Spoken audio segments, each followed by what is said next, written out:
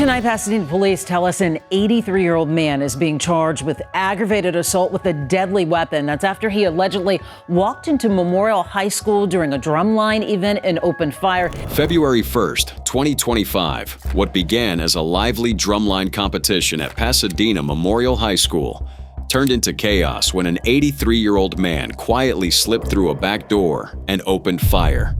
These are 10 of the oldest school shooters of all time. Shot Steve several times. Department chairman came, tried to wrestle the rifle away from him, and was beaten and shot several times. July 12, 1976, the calm morning at California State University in Fullerton was shattered when a custodian named Edward Charles Alloway snapped. He walked into the university library with a .22 caliber semi-automatic rifle, forever changing the lives of everyone inside.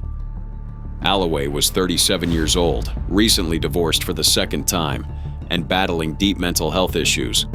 He'd been showing signs of instability for years, including multiple suicide attempts, a month-long stay in a mental institution, and a growing web of paranoid delusions.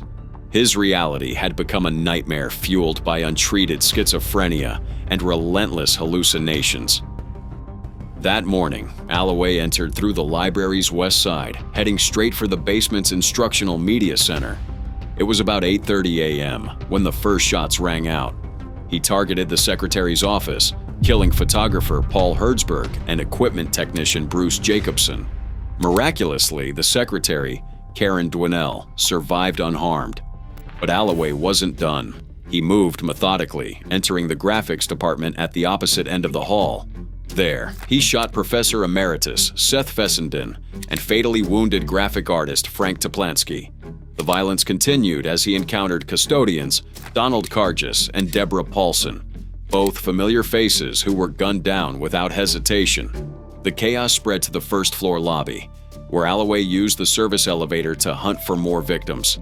He encountered custodial supervisor Maynard Hoffman, shooting him as he tried to escape into an elevator.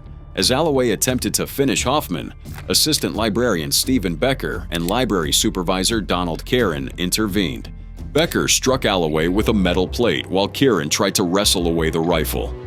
Both men were wounded in the struggle, but their bravery likely saved additional lives. Alloway fled through an emergency exit into the courtyard. Becker, not realizing his own injuries, gave chase, only to be fatally shot in the chest as Alloway turned and fired. The rampage lasted less than 5 minutes but left 7 dead and 2 seriously wounded. Alloway then drove to the Anaheim Hilton Inn, where his ex-wife Bonnie worked. There, he calmly called the police, telling them, "I went berserk at Cal State Fullerton, and I committed some terrible act. I'd appreciate it if you people would come down and pick me up. I'm unarmed, and I'm giving myself up to you." When police arrived, they found Alloway waiting to surrender peacefully. He offered no resistance as officers took him into custody. The investigation would reveal a horrifying pattern. Alloway had been spiraling for months, his untreated mental illness warping reality beyond recognition. Alloway's trial revealed the full extent of his mental collapse. 5 different mental health professionals diagnosed him with paranoid schizophrenia.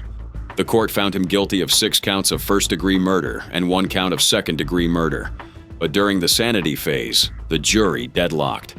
A judge ultimately declared Alloway insane, committing him to the California State Mental Hospital System. He would spend decades in institutions, beginning at Atascadero State Hospital and later moving to Patton State Hospital. Even as late as 2016, Alloway, then 77 years old, was transferred to Napa State Hospital. Despite multiple requests for release and periods of apparent stability, he remained institutionalized, his petitions for freedom repeatedly denied. The next case also unfolded at a university, where a PhD student developed a deep grudge against his professors, one that ended in tragedy. Police swarming the UCLA campus. A gunman opening fire in the engineering building. Gunned down inside his 4th-floor office, UCLA professor William Klug. His killer, his former student. Bar June 1st, 2016, UCLA's engineering building erupted in chaos. 38-year-old Mainak Sarkar, a former doctoral student, stormed the 4th floor and fatally shot his former advisor, Professor William Klug. But this wasn't a random act of violence. It was the end of a calculated cross-country killing spree that had begun days earlier. Police quickly discovered a chilling note at the scene. It led them to Sarkar's home in St. Paul, Minnesota, where they found a kill list with 3 names: Klug, another UCLA professor, and a woman in nearby Brooklyn Park. That woman was Ashley Hasty, Sarkar's estranged wife. Investigators find her shot dead in her Minnesota home, marking the beginning of the tragic timeline. Sarkar had killed her days before driving 2,000 miles to Los Angeles. A list was located that had Professor Klug's name on it, another UCLA's professor's name on it, and the name of the female victim. The kill list also named another UCLA professor, who survived simply because they weren't on campus that day. Sarkar's alleged motive was that he believed Professor Klug had stolen his computer code and given it to another student. But UCLA officials and people close to Klug insist this was pure delusion, an invention of Sarkar's deteriorating mental state. Back in India, Sarkar's former teachers were stunned. He'd once been a gifted, respectful student. Nothing like the man who would later plan and carry out a calculated murder spree across states. He had earned his undergraduate degree from India's prestigious IIT Kharagpur, then a master's from Stanford. At UCLA, he completed his PhD in solid mechanics, with Klug as his advisor, a relationship that began warmly but soured over time until it exploded. Investigators soon pieced together the timeline. After killing Hasty in Minnesota, Sarkar armed himself with 2 legally purchased handguns, extra magazines, and drove to Los Angeles. He parked his car 6 miles from UCLA, near his old apartment, then took a familiar bus route to campus. Inside UCLA's engineering building, Professor Klug's office became the tragic scene where Sarkar shot his former mentor, then turned the gun on himself. The investigation uncovered more disturbing evidence. At Sarkar's Minnesota apartment, police found more ammunition and a ballistic vest. His car, discovered days later in Culver City, contained gasoline containers used to refuel during his cross-country drive, and another handgun. Ashley Hasty's story added another layer of tragedy. She was a promising medical student at the University of Minnesota, working toward her degree since 2012. Their relationship had ended, but Sarkar's obsession clearly hadn't. Professor Klug was also a beloved father of 2 and a respected mechanical engineering professor who was remembered by his students for his humility and dedication. The case reignited debates about campus security, mental health, and the warning signs of academic violence. The campus lockdown during the shooting ended up exposing security flaws. Many doors lacked locks, forcing students to improvise barricades using their own belts. In the aftermath, UCLA immediately reviewed its active shooter protocols and, within a week, launched a task force to examine campus security. The next case also proves that sometimes, even something as ordinary as failing a test can spiral into unthinkable tragedy, leaving 4 people dead. October 28, 2002, the University of Arizona's College of Nursing became the scene of a calculated attack that would leave the campus and its community forever scarred. The morning started like any other, with midterm exams on the schedule, but by 8:30 a.m., everything changed. Robert Stewart Flores Jr., a 41-year-old Gulf War veteran and nursing student, entered the building with 5 handguns and more than 200 rounds of ammunition. He wasn't there to take an exam, but to settle what he called a reckoning. Flores was failing out of the nursing program. He'd already failed a pediatric nursing class and was doing poorly in his critical care course. But his academic troubles were only part of a much darker picture that had been forming for months. His first target was Robin Rogers, a 50-year-old assistant professor. Flores went straight to her second-floor office and shot her multiple times. Rogers had previously expressed fear about Flores, even asking her church congregation to pray for her protection from him the Saturday before the attack. After killing Rogers, Flores moved to the 4th floor, where nearly 50 students were taking a midterm. Witnesses would later describe him as calm and clean-shaven, with a backpack slung over one shoulder and his gun drawn. He entered the classroom and confronted Cheryl McGaffis, another assistant professor. Flores called out, "Cheryl McGaffix, I'm gonna give you a lesson in spirituality." He then shot her twice in the chest. After she fell, he straddled her body and fired another round into her chest. And again, McGaffix, 44, had expressed fear of Flores to her husband, saying he was arrogant, intimidating, and often made rude interruptions in class.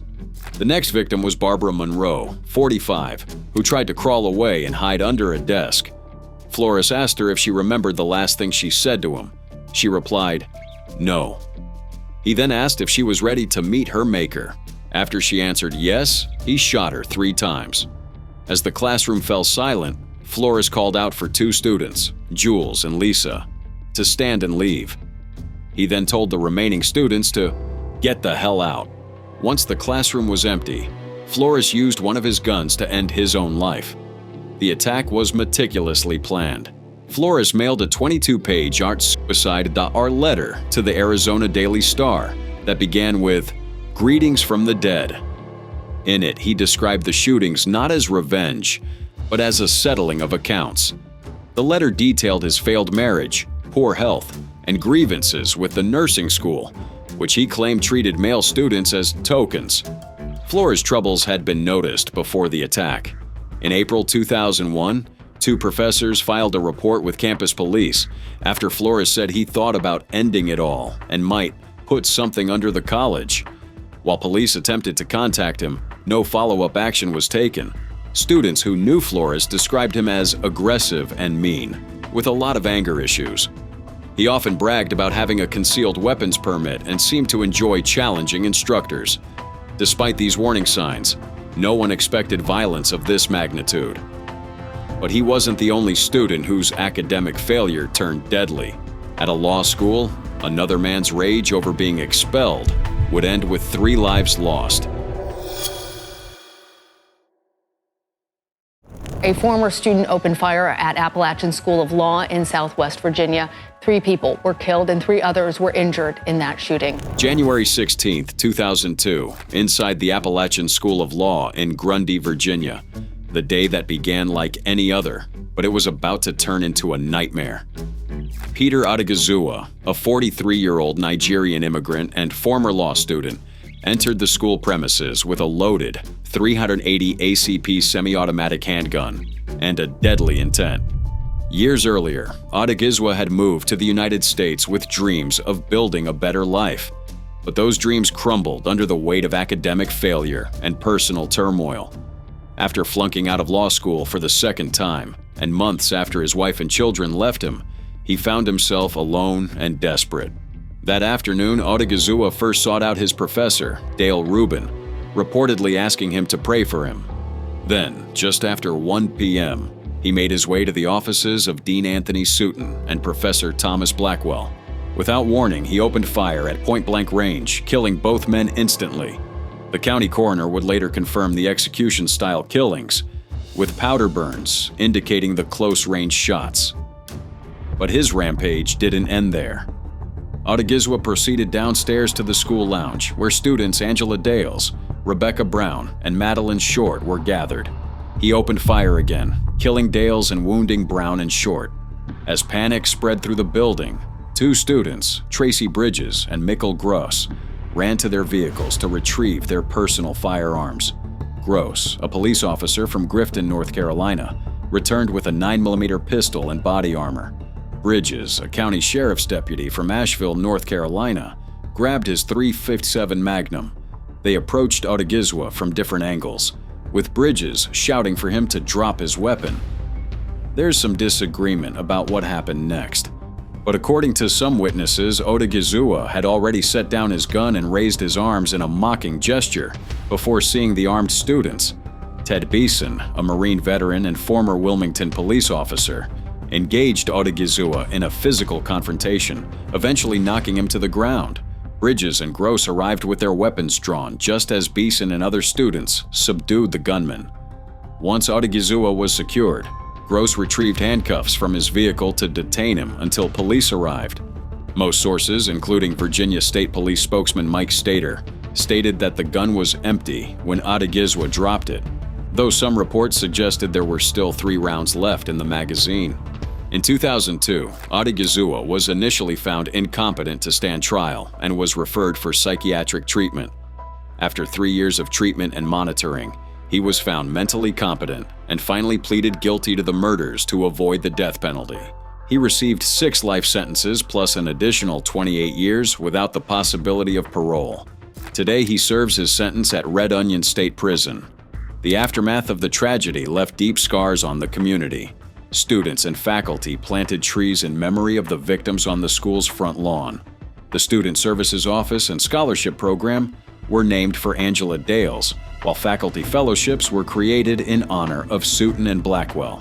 The Phi Alpha Delta chapter at the school now bears Sutton's name, and the Phi Delta Phi chapter is named for Blackwell. And despite the darkness of that day, some light emerged from the aftermath. Odigizua's sons, Owa and Osa, went on to build successful careers in the NFL, choosing a very different path from their father and finding purpose through sports. But not all school attacks are driven by grades or revenge. Sometimes they spill out of a much larger storm of rage and chaos, like the one that shook a quiet California community in 2017. Shooter going on the rampage, killing at least 4 people, opening fire at 7 different locations, including an elementary school. November 13, 2017, started like any other quiet morning in Rancho Tehama, a small country community in California. But as the sun rose, 44-year-old Kevin Jansen Neal went on a 25-minute rampage that would leave 6 people dead, including himself, and 18 others injured across 8 separate crime scenes. The day before the massacre, Neal killed his wife, Barbara Glisson, at their home on Bobcat Lane. He then hid her body under the floorboards. Investigators later found evidence suggesting Barbara was killed late Monday night, setting the stage for the chaos that would unfold just hours later. By 7:54 a.m. on November 14th, the first 911 calls came in. Neal was already on the move, his homemade AR-15 style rifle and illegally obtained handguns in tow.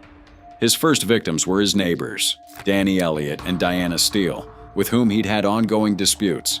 Paranoia and accusations of drug manufacturing had plagued Neal for months, leading to restraining orders and multiple police visits. But this morning, he took matters into his own hands, ending their lives before stealing their truck. Neal's next target was random. He fired at passing vehicles and pedestrians. At one intersection, he ambushed a woman and her 3 sons, riddling their car with bullets. The mother was shot 5 times, 4 near her heart, while her sons suffered injuries from both gunfire and shattered glass.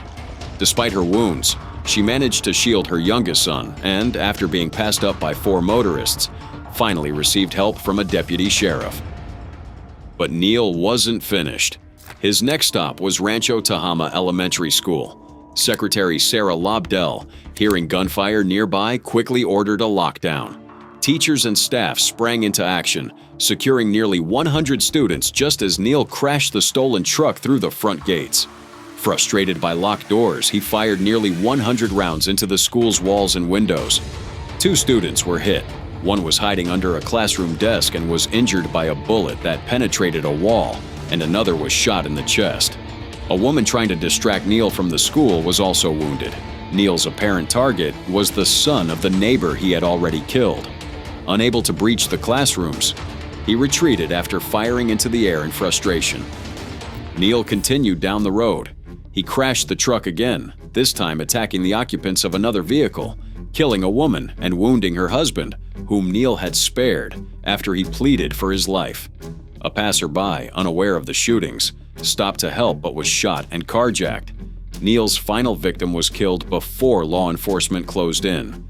The pursuit ended when officers rammed Neal's stolen vehicle, He fired at them, hitting their car 5 times before turning the gun on himself. At 8:19 a.m., the chaos was finally over. The aftermath revealed a community in shock. 11 people were wounded by bullets, including 5 children. 7 more suffered injuries from flying glass. The youngest victim, Alejandro Hernandez, was shot in the chest and leg, requiring multiple surgeries. Victims' families struggled with mounting medical bills and had to turn to online fundraisers for help. But what about Neil himself? Well, his background painted a picture of escalating instability. A history of mental illness, anger issues, and conspiracy theories plagued him. Just months before, he was arrested for assaulting neighbors, but released after his mother posted a $160,000 bail. And despite a restraining order requiring him to surrender his firearms, Neil managed to manufacture his own guns. As a result, the Tehama shooting sparked national debate about homemade guns and gun control. Governor Jerry Brown offered condolences, noting the tragedy's impact on the students of the school. The community closed the school early for Thanksgiving, reopening 2 weeks later. Yet, despite criticism, the local sheriff was re-elected the following year. In the end, Neil's 25-minute rampage left a permanent scar on Rancho Tehama, a stark reminder of how quickly violence can erupt, even in the most peaceful communities. But if you thought this story was harrowing, the next case reveals how far a man went because he was angry at the world. We have chilling new details about the mass shooting that killed 7 people at Oikos University, a religious college in Oakland, California. April 2nd, 2012, just after 10:30 a.m., a nursing class was disrupted by the unthinkable at a small Christian college in Oakland, California. A former student, 43-year-old 1L Go, entered Oikos University armed with a .45 caliber handgun and 4 fully loaded magazines. In mere minutes, he unleashed a wave of violence that would mark the deadliest massacre in Oakland's history. Go ordered his classmates to line up against the wall, reportedly shouting, "Get in line! I'm gonna kill you all!" Before opening fire. 6 students and a receptionist were killed, while 3 others sustained critical injuries. The attacker then fled the scene, driving away in a car belonging to one of his victims. The manhunt for Go was swift. Within hours, he surrendered to authorities at a grocery store just 5 miles from the crime scene. What emerged in the investigation was a portrait of a deeply troubled individual whose life had been unraveling for years before the shooting. 1968, 1L Go was born Sunam-ko in South Korea. He immigrated to the United States as a child, following his parents and 2 older brothers. Go first settled in Virginia before moving to the San Francisco Bay Area. By 2002, he legally changed his name, reportedly because he felt his birth name sounded like a girl's name. While attending Oikos University, Go demonstrated a pattern of disciplinary issues. He was asked to leave the school a few months before the attack after consistent problems. His grievances extended beyond academic struggles, like demanding a $6,000 tuition refund that was denied. More disturbingly, he developed elaborate delusions, including beliefs that school staff had installed surveillance cameras in his home and planted a GPS device in his car. Psychiatric evaluations later revealed that Go had been suffering from paranoid schizophrenia for at least 15 years. He experienced auditory and visual hallucinations, and his grasp on reality was tenuous at best. What's more, the stress of personal tragedies, including the deaths of his brother and mother within months of each other, further destabilized his mental health. Go's actions on that April morning were not random. He initially entered the campus seeking a specific administrator who wasn't present. When he couldn't find her, his rage turned indiscriminately toward the innocent. Waichern. Among the deceased were Chering Rinzing Bhutia, Doris Chibuko, Sonam Chudin, Grace Yune Kim, Kathleen Ping, Judith Seymour, and Lydia Sim. 6 of the 7 fatalities were women, and each left behind families and communities shattered by senseless violence. The legal proceedings against Go were complicated by his mental state. Multiple psychiatric evaluations deemed him incompetent to stand trial initially. He spent years in a state psychiatric facility, being forcibly medicated in an attempt to restore his competency. During this period, Go expressed conflicting emotions. He reportedly welcomed the death penalty but denied responsibility for the killings, insisting he only intended to harm faculty members. It wasn't until May 2017, 5 years after the shooting, that Go finally pleaded no contest to 7 counts of murder and 3 counts of attempted murder. 2 months later, he received 7 consecutive life sentences plus 271 years, with no possibility of parole. But the story doesn't end there. On March 20th, 2019, at the age of 50, 1L Go died in Folsom State Prison. The exact cause of death remains undisclosed, leaving a final layer of mystery to an already complex and tragic case. But such violent acts aren't limited to angry students fueled by resentment or academic failure. A few years earlier, a Harvard-educated biologist turned her fury on her own colleagues after being denied tenure. Professor Amy Bishop opened fire inside a faculty meeting, killing 3 Alabama colleagues. A string of unsettling episodes has emerged in her past. February 12, 2010, a routine faculty meeting at the University of Alabama in Huntsville transformed into a nightmare. 44-year-old Professor Amy Bishop sat silent for nearly an hour, then stood, drew a 9mm Ruger, and began shooting her colleagues. The room erupted in chaos, yet what follows revealed a far more twisted legacy of violence than anyone could imagine. 1965, Amy Bishop was born and grew up in Massachusetts as the daughter of an art professor. Her early years showed promise. She played the violin, excelled in school, and later earned a PhD in genetics from Harvard. However, beneath the surface, her life was marked by instability and hidden secrets. The first dark chapter began in December 1986 when 21-year-old Amy fatally shot her younger brother Seth in their family home. The incident was quickly ruled an accident, officially. But decades later, evidence would reveal a tangled web of police favoritism, missing reports, and a possible cover-up involving the local police chief, who was a family friend. However, after the university shooting, the case would be reopened. But before that, Bishop managed to move forward with her life, if not exactly upward. She married James Anderson, started a family, and pursued an academic career. But her professional trajectory was rocky.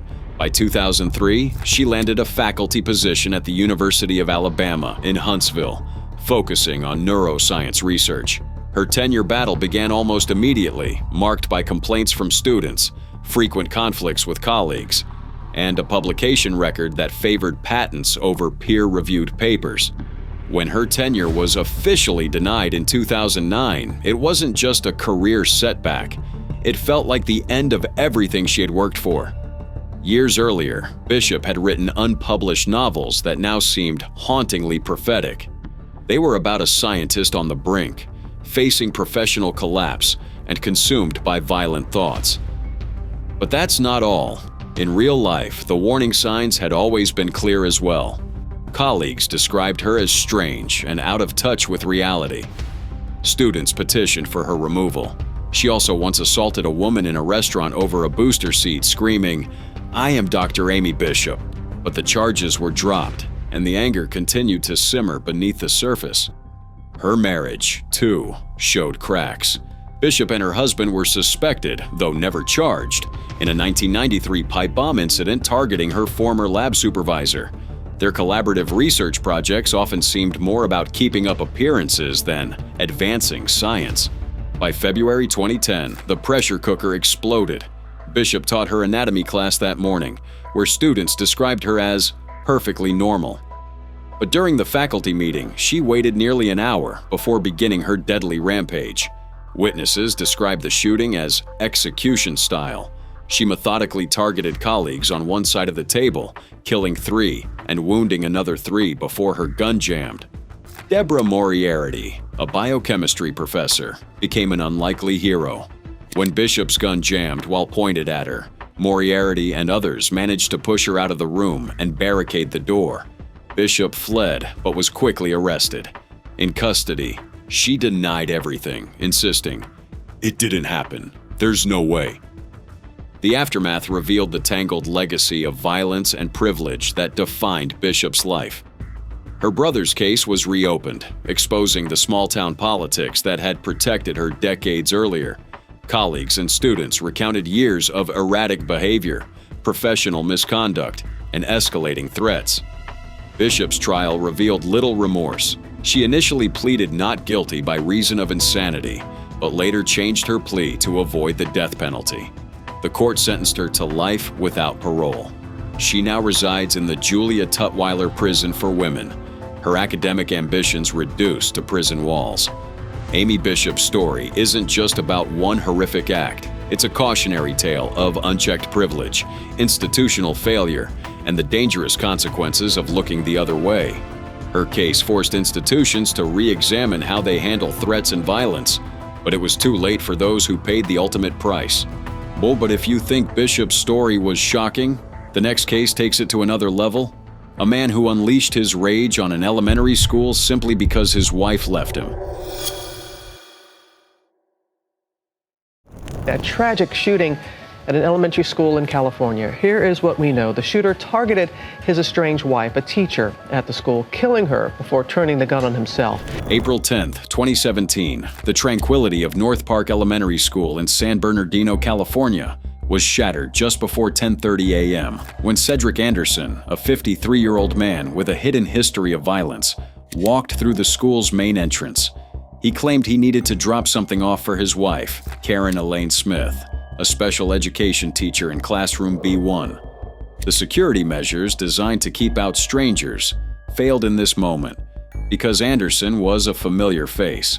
Staff recognized him, but no one knew about the recent separation or the dark history behind their seemingly happy social media posts. Without any visible signs of agitation, Anderson walked through the halls, his concealed Smith & Wesson .357 Magnum revolver hidden from sight. When he entered classroom B1, there were 15 students between 1st and 4th grade, along with 2 teachers' aides. Karen Smith stood in the middle of the room, about 10 to 15 feet from the door. Anderson didn't say a word. He pulled out the revolver and fired 10 rounds, reloading once before turning the weapon on himself. Smith and Anderson both died instantly. 2 students standing behind their teacher were caught in the crossfire. Jonathan Martinez, who suffered from Williams syndrome, was severely wounded and later died at the hospital. Another student, Nolan Brandy, was hit in the upper body but survived. Before that fatal day, Anderson's facade of a loving husband had been carefully crafted on social media.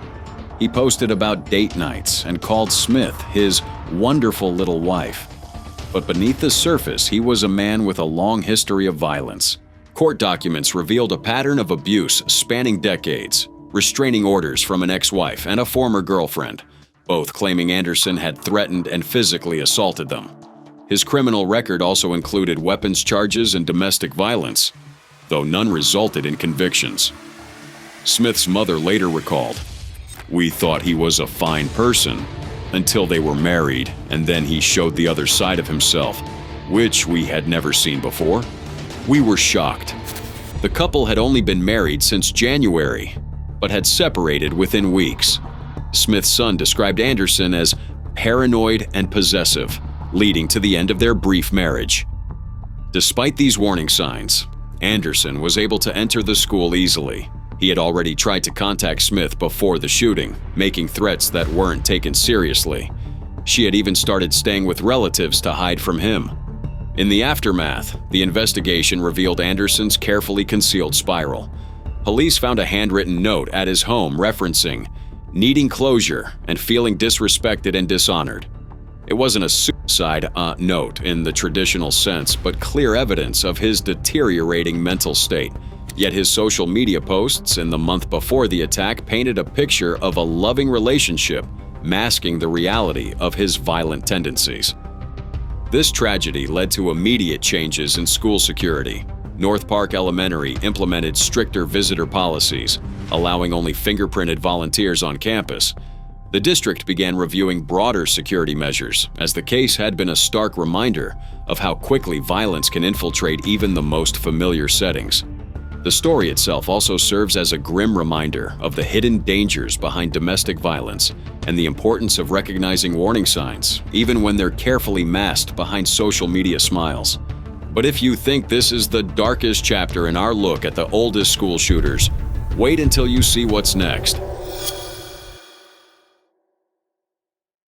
September 27, 2006, Platte Canyon High School in Bailey, Colorado, was about to become the site of one of America's most shocking school hostage crises. At 11:40 a.m., a 53-year-old drifter named Dwayne Roger Morrison entered the school carrying 2 firearms, a Glock 22 semi-automatic pistol and a .357 caliber revolver, and a backpack he falsely claimed contained 3 pounds of C4 explosives. What followed was a nightmare beyond anyone's worst imagination. Morrison was hardly a stranger to trouble. His criminal record stretched back to 1973, when he was arrested for larceny and possession of marijuana. More recently, in July 2006, he had been charged with obstructing police in Littleton, Colorado. But nothing in his past hinted at the evil he was about to unleash. That morning, Morrison's yellow Jeep had been spotted multiple times in the school parking lot. At around 10:45 a.m., witnesses saw him sitting inside, looking out at the students as classes changed. Security footage later revealed he had mingled with students for at least 20 minutes before the attack began. He was believed to be living out of that Jeep, camping near Bailey. Just before noon, Morrison walked into a second-floor classroom where teacher Sandra Smith was conducting an honors English class. He fired a shot into the air and ordered all the male students and several girls to leave. Keeping 7 girls as hostages, Smith initially refused to abandon her students. But when Morrison threatened violence and claimed to have explosives, she complied. What happened next was unspeakable. Morrison lined the girls up against the chalkboard and sexually assaulted them one by one. He held his gun to their heads, threatened to kill anyone who resisted, and periodically erupted in fits of rage. The details of these assaults remain sealed under Colorado privacy laws, but Sheriff Fred Wegener later described them as pretty horrific. Hostage Lynna Long, a sophomore, later recounted hearing the rustling of clothes and elastic being snapped and zippers being opened and closed, all clear evidence of what was happening to her and her classmates. Meanwhile, the school's emergency plan went into effect. A code white alert sounded over the intercom, locking down the building while deputies rushed to the scene. Negotiations began, but Morrison quickly refused to speak directly with officials, forcing the hostages to relay his messages. All he wanted was for the police to back away. Between 12:15 p.m. and 1:45 p.m., Morrison released 5 of the hostages, one at a time. Each told a similar story of repeated sexual assaults and Morrison's unpredictable violence. As the hours ticked by, the situation grew more desperate.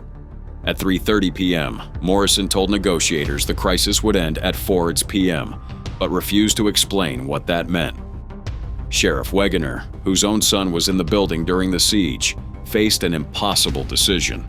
SWAT officers had witnessed Morrison assaulting the girls, and he had set a clear deadline.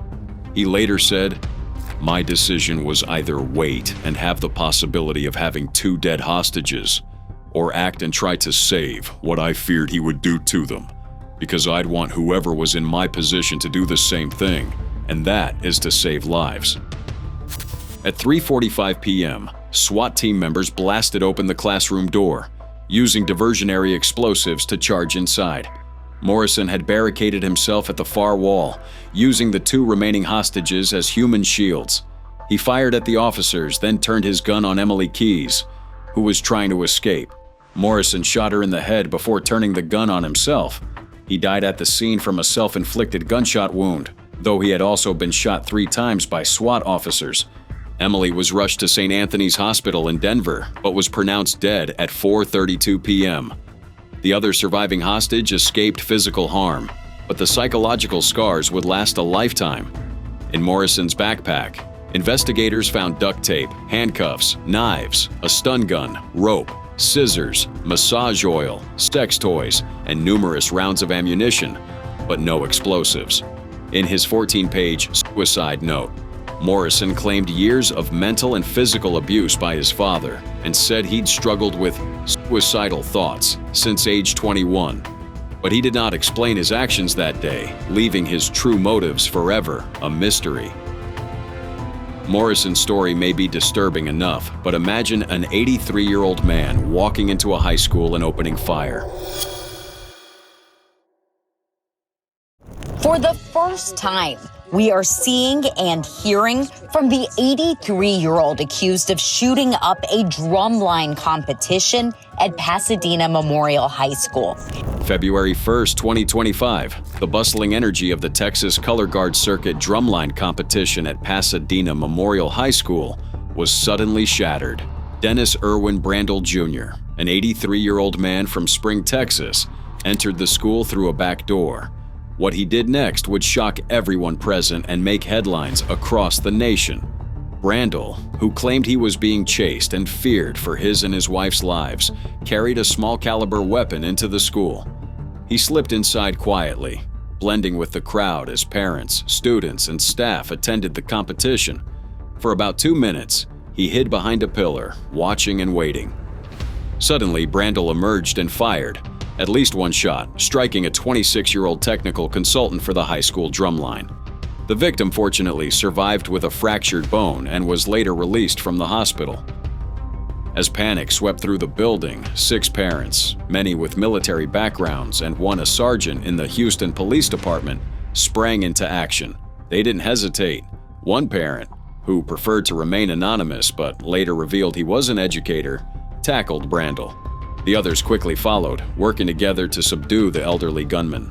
Adam Trevino, one of the parents involved, later recalled, "It felt like an eternity, but I think it was like a minute or so." Joe Sanchez, the Houston police sergeant, added, "I grabbed his arms while Adam took the gun out. We had no handcuffs, so I took my belt and made handcuffs." Their combined quick thinking and bravery undoubtedly prevented what could have been a devastating tragedy. The school was immediately placed on lockdown, and the competition was canceled. Vidor and Bridge City High School band students, who were participating in the event, had fortunately left for dinner or were already on their way home when the shooting occurred.